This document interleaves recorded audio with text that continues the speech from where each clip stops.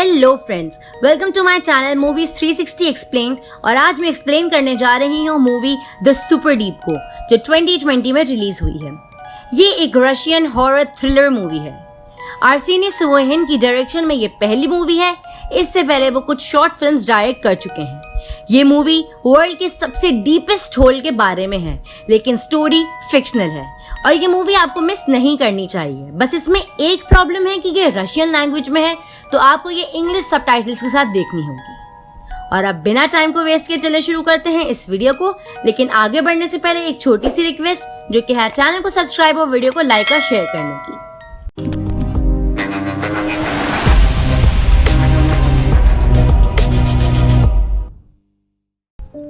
Starting में हम एक डॉक्टर को देखते हैं जो कि किसी इंसान पर एक वैक्सीन ट्राई कर रही होती है। वो इंसान बहुत ही जख्मी हालत में होता है, जैसे कोई रेडिएशन का असर हुआ हो उसे।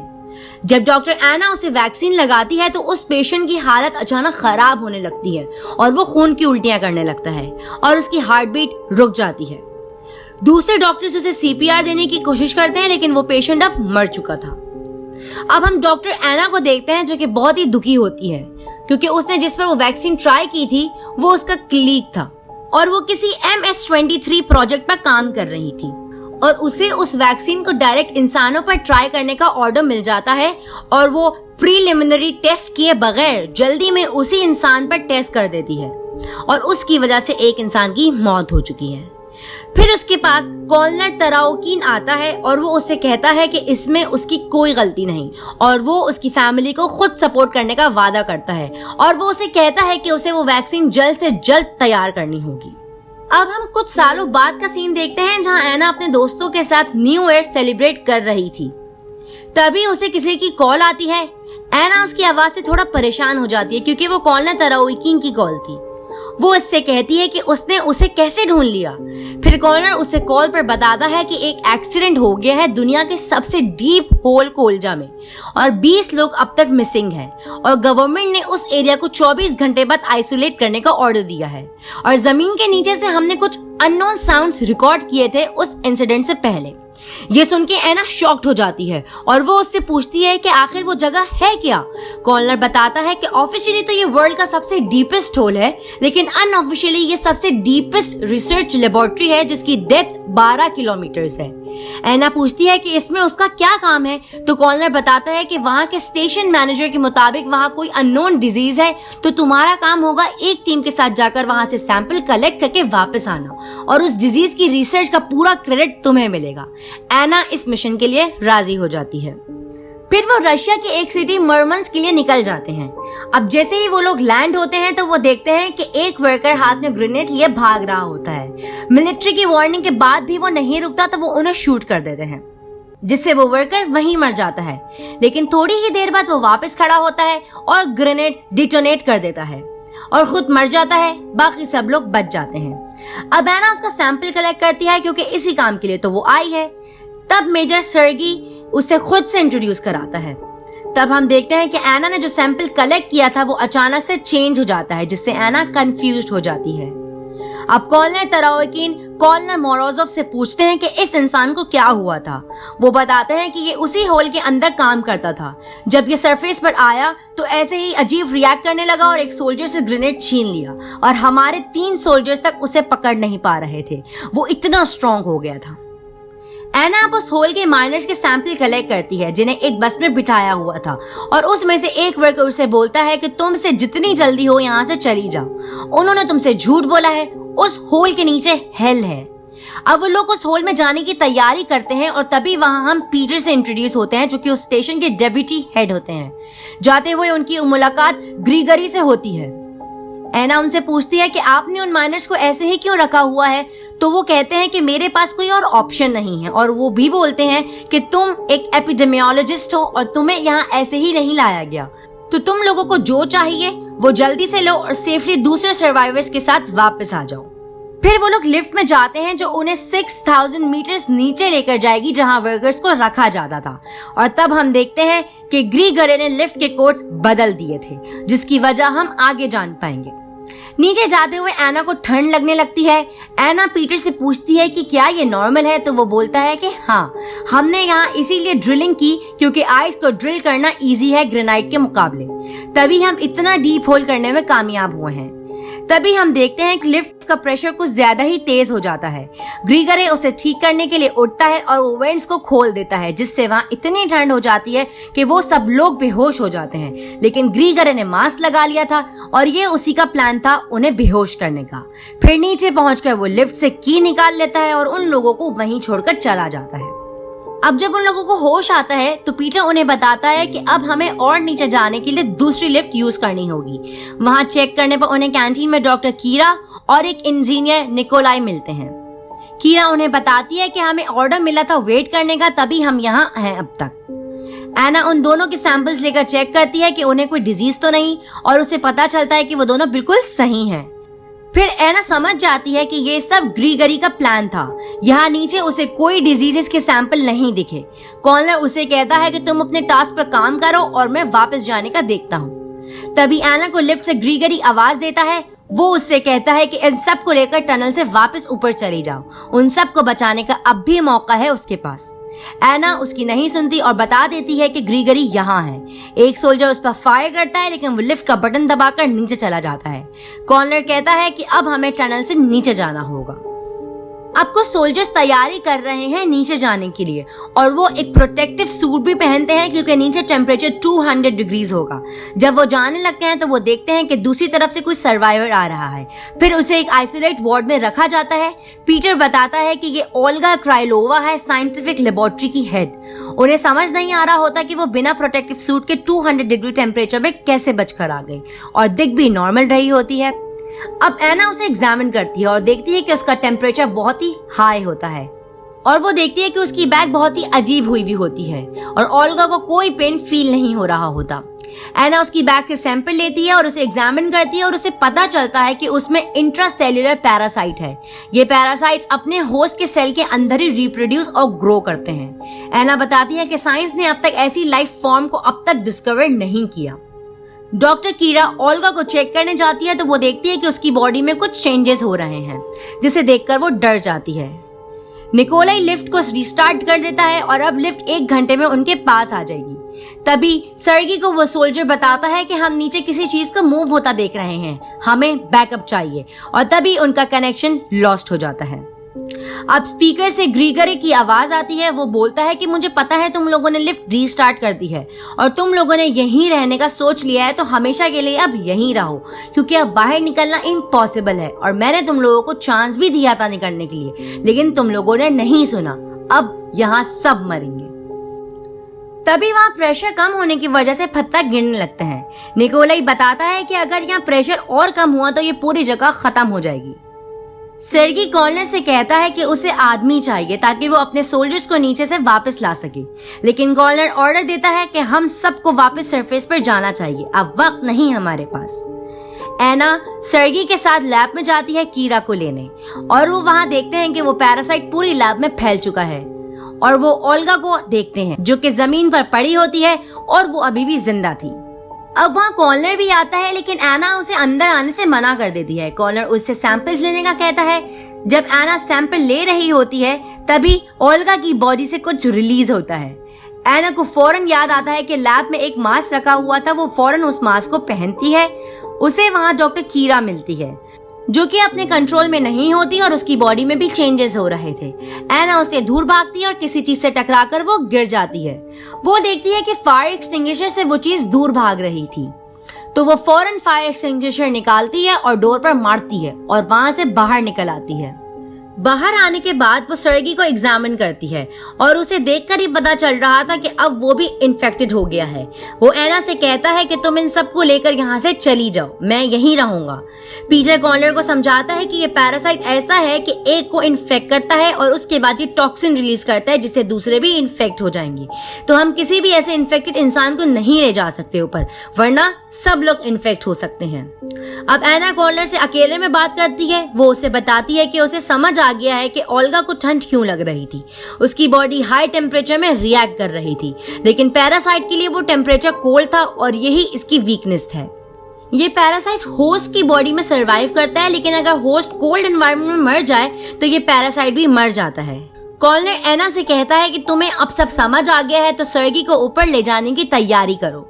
हमें एक पावरफुल वेपन चाहिए रूल करने के लिए और सर्गी से वो मिलेगा हमें। इतनी मेहनत और इतने लोगों की मौत ऐसे ही जाया नहीं होनी चाहिए और हमें यहाँ से जल्द निकलना है क्योंकि 5 घंटे बाद ये जगह हमेशा के लिए सील हो जाएगी। अब ये लोग टनल से वापस जाने लगते हैं कि तभी सर्गी से उसका एक सोल्जर कांटेक्ट करता है। वो उन्हें वार्न करता है कि डोर नहीं खोलना। पीटर कहता है कि अगर हम यहीं रहेंगे तो बचने के चांसेस बहुत कम होंगे, हमें आगे बढ़ना चाहिए टनल के रास्ते। अब कुछ सोल्जर्स डोर खोलने के बाद आगे जाते हैं और वो किसी चीज पर फायरिंग करते हैं और हम देखते हैं कि अब सर्गी की हालत बहुत खराब हो रही होती है। फिर वो सोल्जर्स वापस आ जाते हैं जिनमें से एक बेहोश हो चुका था। एक कहता है एग्जिट पर किसी का कब्जा है, हम नहीं जा सकते वहां से। तभी सर्गी का एक सोल्जर जो स्टार्टिंग में गया था टनल के अंदर, जिसने कांटेक्ट किया था अभी सर्गी से, वो उनके सामने आता है। उसका एक हाथ कटा होता है और वो वहां आकर खुद का गला काटकर मर जाता है। ये लोग फिर डोर बंद कर देते हैं। अब जो सोल्जर बेहोश हुआ था उसे होश आता है और वो कहता है कि हमें डोर नहीं खोलना चाहिए था। अब उसे पता चल गया है कि हम यहाँ हैं। तभी कोई डोर को तोड़ने की कोशिश करता है और वो देखते हैं कि इतना स्ट्रॉन्ग डोर उसके मारने पर हिल रहा है, तो ये डोर कभी भी खुल सकता है। अब वो लोग वापस उसी जगह जाते हैं जहाँ लिफ्ट थी। निकोलाई कहता है कि मैं इस लिफ्ट को वापस से ऊपर तो नहीं ला सकता क्योंकि एक्सेस की मेरे पास नहीं, लेकिन मैं इसके ब्रेक फेल करके इसे नीचे ले जा सकता हूँ। तभी वो क्रिएचर वहां आ जाता है। सर्गी कहता है कि मुझे यहीं छोड़ दो और तुम लोग जाओ, और सर्गी के दोनों सोल्जर उसी के साथ रहते हैं, वो उसे छोड़कर नहीं जाते। और अब एना, कॉनर, पीटर और निकोलाई लिफ्ट में बैठकर नीचे जाने लगते हैं। ये लोग अब जैसे ही नीचे पहुंचते हैं तो कॉनर कहता है कि मुझे लग रहा था यहाँ टेम्परेचर काफी ज्यादा होगा, लेकिन वहां तो बर्फ थी। वो पूरी जगह बर्फ से ढकी हुई थी और उन्हें वहां ना कोई सर्वाइवर और ना कोई डेड बॉडी मिलती है। तभी उन्हें वहां एक रिकॉर्डर मिलता है। वो उसे प्ले करते हैं तो वो ग्रीगरी की रिकॉर्डिंग होती है। वो कहता है कि मैंने अपनी पूरी जिंदगी इस स्टेशन को बनाने में लगा दी, लेकिन अब मैं खुद इस जगह को बर्बाद देखना चाहता हूँ। ये चीज हमारी पहुंच से दूर है। हमारी सारी अटेम्प्ट्स फेल हो गई हैं इसे रोकने के लिए, और बर्फ की वजह से ये अब तक अर्थ के सरफेस पर नहीं आ पाया। लेकिन अब वो समझ गया है कि वो इंसान की बॉडी को कंट्रोल करके सरफेस पर जा सकता है। वो हमारी बॉडी को कंट्रोल करेगा और हमें पपेट्स की तरह यूज करेगा। तभी वो हीट को बचा के रखता है खुद के सर्वाइवल के लिए। मुझे मरने से पहले इसे आखिरी बार देखना था क्योंकि ये बहुत ही खूबसूरत है। यहाँ ये लोग समझ जाते हैं कि ग्रीगरी पागल हो चुका था, और तभी उन्हें एक दीवार पर वहाँ के सभी लोगों की डेड बॉडीज मिलती हैं जो कि एक दूसरे में मिक्स हुई हुई थी। अब इन लोगों के बचने का एक ही रास्ता था कि ग्रीगरी जहाँ गया है वहां से उसके पास से एक्सेस की लाना। इसके लिए एना रेडी हो जाती है, लेकिन कॉर्नर उसे रोक लेता है और खुद जाने की तैयारी करता है। और वो समझ गया था कि इस चीज को यहीं रहना चाहिए, अर्थ के सरफेस पर नहीं आनी चाहिए ये चीज। वो एना को अपने वॉच देकर ये कहता है कि तुम सरफेस पर जाने के बाद किसी से भी बात नहीं करोगी, बल्कि डायरेक्ट जनरल ग्रोमोव को जाकर बताओगी ये सब। अब कॉर्नर सूट पहनकर उस जगह जाता है जहाँ का टेम्परेचर 200 डिग्रीज तक होता है, क्योंकि वो पैरासाइट उसी हीट पर जिंदा होता है। अब कॉर्नर को आने में टाइम लग जाता है तो एना खुद वहाँ बिना प्रोटेक्शन के निकल जाती है, और कुछ ही आगे जाने के बाद उसकी स्किन जलने लगती है। लेकिन वो हिम्मत करके आगे बढ़ती है और उसे कॉर्नर गिरा हुआ दिखता है। वो उसके पास जाती है तो देखती है कि अब वो भी इन्फेक्टेड हो चुके हैं और उनके हाथ में एक्सेस की भी थी, यानी कि उन्हें ग्रीगरी की बॉडी मिल गई थी। अब वहाँ हीट इतनी थी कि एना को अपना मास्क उतारना पड़ा और उसकी पूरी स्किन रेड हो चुकी थी। और तभी हम उस पैरासाइट को भी देखते हैं जो कि वहाँ पूरी तरफ फैला हुआ था। एना के अंदर आने के बाद पीटर वो कार्ड मांगता है और ना देने पर वो निकोलाई की टांग पर गोली मार देता है। यहाँ पर वो चाहता था कि इस पैरासाइट को वो कंट्रोल करे और फिर खुद को दुनिया का बेहतरीन साइंटिस्ट साबित करे। यहाँ अब वो भी ग्रीगरी की तरह पागल हो चुका था। वो अब एना और निकोलाई को लिफ्ट से लेकर ऊपर जाता है। यहाँ अब वो निकोलाई को आगे चलने का कहता है, लेकिन टांग पर लगने की वजह से वो खड़ा नहीं होता, तो एना खुद आगे आगे चलने लगती है। एना लिफ्ट तक पहुंचती है तो उसे वहां गन मिलती है, लेकिन पीटर उसके पीछे ही खड़ा होता है। वो उसे वो गन फेंकने का कहता है। तभी उस पर वो क्रिएचर हमला करता है जो वहां पर दौड़ तोड़कर आया था, और उसने सबकी बॉडीज को अपने अंदर मिक्स कर लिया था, जैसे हमने सबसे नीचे देखा था। अब वो क्रिएचर पीटर को मार डालती है और तभी एना वहां से भागकर एक फ्रीजर के अंदर छुप जाती है। वो फ्रीजर काम नहीं कर रहा था और वहाँ उसे पानी की बकेट मिलती है। वो उसमें हाथ डालकर चेक करती है तो वो अभी भी बहुत ठंडा होता है और एना की स्किन बहुत जल गई थी, इसीलिए उसे उस पानी को अपने ऊपर डालना था ताकि वो उस जलन को कम कर सके। वो अपने मुंह में नाइफ का हैंडल दबाती है ताकि शोर ना हो और पानी की बकेट को अपने ऊपर डाल देती है। फिर वो बाहर निकलती है और देखती है कि उस क्रिएचर की नजर उस पर नहीं है।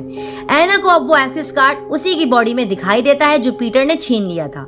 वो चुपके से उस क्रिएचर की बॉडी से वो एक्सेस कार्ड निकाल लेती है, लेकिन तभी एना को उस क्रिएचर के बहुत से सरों में से एक सर देख लेता है और वो चीखता है। एना भागते हुए लिफ्ट की तरफ जाती है जहां उसे निकोलाई मिलता है।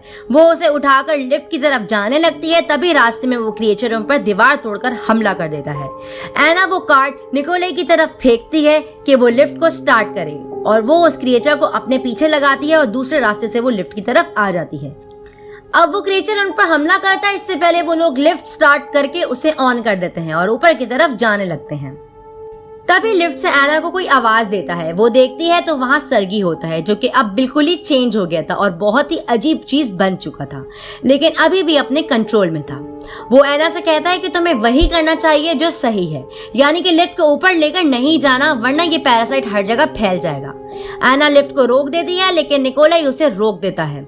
वो कहता है कि वो यहाँ मरना नहीं चाहता और वो एना को ऐसे करने से रोक देता है। एना जब वापस उसे समझाती है कि हम इस चीज को ऊपर नहीं ले जा सकते तो निकोलाई उसे मारने लगता है, लेकिन तभी सरगी हिम्मत करता है और वो निकोलाई को मार डालता है ताकि एना लिफ्ट को नीचे गिरा सके। और हम देखते हैं कि अब एना भी इन्फेक्टेड हो चुकी थी। अब एना लिफ्ट को नीचे ले जाने लगती है, लेकिन तभी लिफ्ट मैनुअल कंट्रोल में आ जाती है और वो खुद ऊपर जाने लगती है। एना एक्सेस कार्ड निकाल कर भी देखती है कि शायद लिफ्ट रुक जाए, लेकिन वो नहीं रुकती। फिर एना 2 बार गलत कोड डालती है ताकि तीसरी बार गलत कोड डालने पर लिफ्ट नीचे गिर जाए, जैसा कि ग्रीगरे ने उसे बताया था। एना बहुत मुश्किल से 2 बार कोड डालती है और तभी लिफ्ट ऊपर पहुंच जाती है, जहां 2 लोग प्रोटेक्टिव सूट में उसे ले जाने लगते हैं। लेकिन तभी एना हिम्मत करके तीसरी बार गलत कोड डाल देती है, जिससे लिफ्ट नीचे गिर जाती है। अब वो लोग उसे गाड़ी में ले जाने लगते हैं। एना को पता था कि इनको नहीं पता अब तक पैरासाइट के बारे में, तो वो एक सोल्जर से ग्रेनेड छीन लेती है और गाड़ी रोकने का कहती है और बाहर आती है तो देखती है बहुत से लोग वहां उन लोगों का इंतजार कर रहे थे। तभी हम देखते हैं कि एना के पीछे एक आदमी उसे इंजेक्शन लगाने वाला ही था कि हमें ग्रेनेड की सेफ्टी पिन के निकलने की आवाज आती है और यहाँ पर ये मूवी खत्म हो जाती है। दोस्तों, इस मूवी में एना ग्रेनेड से अपनी जान ले लेती है ताकि उसके मरने पर उसके अंदर का पैरासाइट भी मर जाए। जैसा कि हमने स्टार्टिंग में देखा था, एक वर्कर ने ग्रेनेड से अपनी जान ली थी और एना के सैंपल कलेक्ट करने पर वो सैंपल राख बन गया था। ये एक deep atmospheric horror thriller movie है। इसमें लोगों की एक्टिंग ठीक है, साउंड ट्रैक भी अच्छा है, लेकिन थोड़ी बहुत स्लो पेस है। अगर आप हॉरर ट्रैप मूवीज के फैन हैं तो ये मूवी आपको जरूर पसंद आएगी। और दोस्तों, ऐसे ही एक और मूवी मैंने अपने चैनल पर अपलोड करी हुई है, the devil below. Super deep में हमें रशियंस को दिखाया गया है कि इन्होंने दुनिया का सबसे डीप होल बनाया था और डेविल बिलो में हमें दिखाया गया है कि रशिया को देखते हुए अमेरिका ने भी ऐसा करने की कोशिश की थी। तो आप मेरी उस मूवी की एक्सप्लेनेशन भी लाजमी देखना। दोस्तों, इस वीडियो में बस इतना ही। अगर आपको ये वीडियो और मेरा एफर्ट पसंद आया हो तो इस वीडियो पर लाइक और कमेंट जरूर करना और ऐसे ही एक्सप्लेनेशंस देखने के लिए मेरे चैनल को सब्सक्राइब लाजमी करना। और अगर आपको किसी मूवी या सीरीज की एक्सप्लेनेशन चाहिए तो उसे कमेंट बॉक्स में मेंशन करना ना भूलना। तो मिलते हैं आपसे नेक्स्ट वीडियो में। तब तक के लिए आप मेरे चैनल की दूसरी वीडियोस को एंजॉय कर सकते हैं। Till then, bye, take care.